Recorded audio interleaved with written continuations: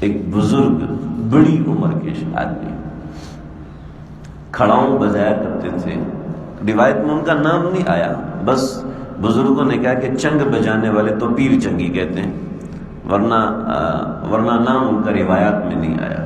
وہ گانا گایا کرتے تھے، آواز بڑی خوبصورت تھی، مدینے میں رہتے تھے. گانا گاتے گاتے گاتے بوڑھے ہو گئے. بوڑھے ہوئے تو آواز بیٹھنا شروع ہوئی اور سارا سسٹم ختم ہوا.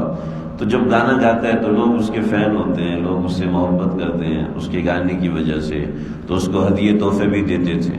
جب بوڑھا ہو گیا، کچھ ایسا سسٹم رہا نہیں، تو اب لوگوں نے پیسے دینا بند کر دیے.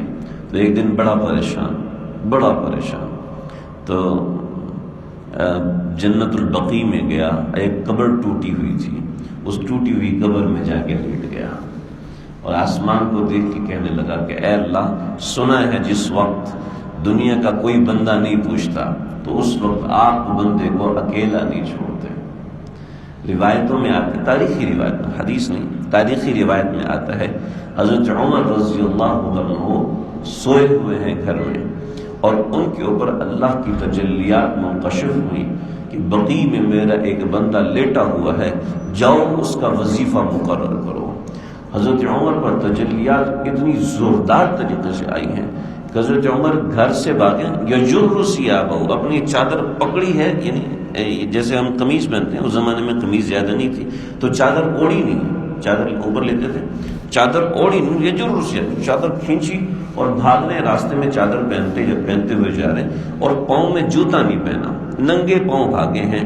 جنت البقیع میں پہنچے ہیں اور جنت البقیع میں تلاش کرے. ایک قبر دیکھی، دوسری قبر، تیسری قبر، چوتھی قبر، دیکھا ایک قبر سے آواز آ رہی. جب قبر سے آواز آئی تو دیکھا اندر پیر چنگی سویا لیٹا ہوا ہے اور دیکھ رہا ہے اور آنکھوں سے آنسو جاری ہیں. حضرت عمر کو دیکھا تو لگائی چھلانگ اور بھاگا کہ آج تو مجھے نہیں چھوڑ دے گا، مجھے نہیں چھوڑیں گے، یہ تو آج کوڑے سے سیدھا کر دیں گے مجھے، اور بوڑھا آدمی ہوں، مجھ سے برداشت نہیں ہوگا. حضرت عمر نے کہا اے کہاں بھاگتے ہو، کہاں بھاگتے ہو؟ تو رک گیا. کہا عمر تم اتنے نرم لہجے میں بات کر رہے ہو، ضرور کوئی بات ہے. کہنے لگے جی، جس کو پکار رہے ہو اسی نے مجھے بھیجا ہے کہ تمہارا وظیفہ مقرر کرو. اللہ اکبر.